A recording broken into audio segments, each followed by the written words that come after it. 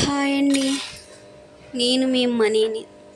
ఈరోజు పుదీనా జీరా రైస్ చేస్తున్నా. ఫస్ట్ ఆయిల్ వేడైన తర్వాత పోపు దినుసులు వేసుకుని వాటిని బాగా ఫ్రై చేసుకోవాలి.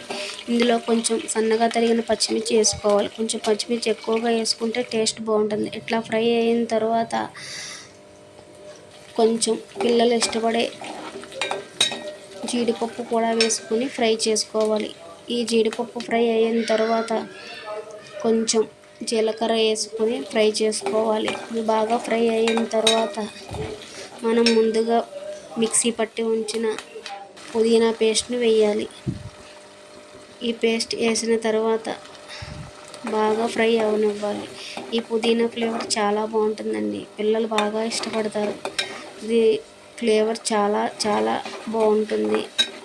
ఒకసారి మీరు కూడా ట్రై చేయండి. ఇది బాగా ఫ్రై అయిన తర్వాత కొంచెం సాల్ట్ వేసుకోవాలి. ఇది బాగా ఫ్రై అవ్వనివ్వాలి. ఈ టేస్ట్ చాలా బాగుంటుందండి. మీ పిల్లలకు లంచ్ బాక్స్కి ఇట్లా ప్రిపేర్ చేయండి. చాలా ఇష్టంగా తింటారు. ఒకసారి ట్రై చేయండి.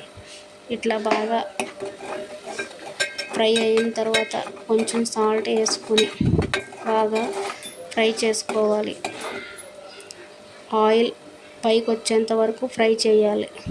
అట్లా ఫ్రై చేసిన తర్వాత ముందుగా ఉడకబెట్టుకున్న అన్నాన్ని దాంట్లో వేసి బాగా మిక్స్ చేసుకోవాలి.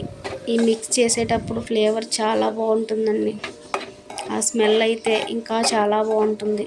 ఒకసారి ఇది ట్రై చేయండి కంపల్సరీ మీ పిల్లల కోసం. ఆ ఫ్లేవర్ దానికి పట్టే వరకు రైస్కి బాగా కలుపుకోవాలి. అట్లా కలిపిన తర్వాత చివరగా కొత్తిమీర వేసుకొని ఒకసారి మళ్ళీ కలుపుకోవాలి. అంతేనండి, పుదీనా రైస్ సింపుల్గా తయారయ్యింది. టేస్ట్ చాలా బాగుంటుంది. ట్రై చేయండి ఒకసారి కంపల్సరీ. లైక్ చేయండి, కంపల్సరీ సపోర్ట్ చేయండి ప్లీజ్.